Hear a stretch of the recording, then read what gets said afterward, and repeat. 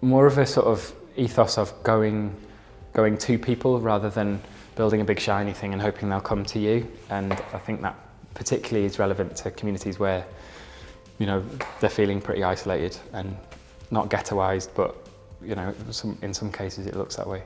The whole range of issues that people face. We do lots of work with older people who are increasingly isolated, can't get the social care that they need, and it's abundantly obvious that we live in a city that has, you know, very significant levels of poverty, and that all the stuff that I've been so positive about that goes on in the city centre is somehow a step removed from those people. I had quite a lot of issues with ill health over a number of years. You know, I have some problems with my heart, for example. And what I've found now is a lot of the hospitals within the city boundaries, if you like, I've started now to specialise in certain things. So, whereas one time I would come in, you'd be sent to one hospital quite local.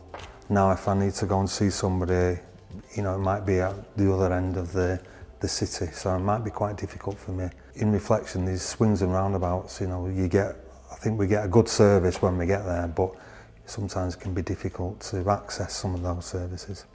Devolution's interesting, because the first key part of that is health spending.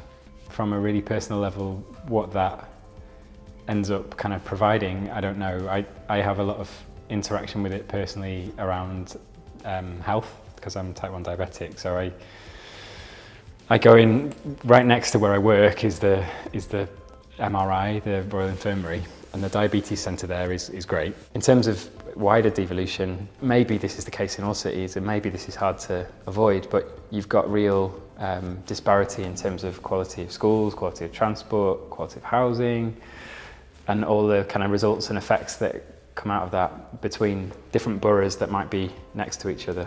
I hope to see some efforts to address that kind of disparity.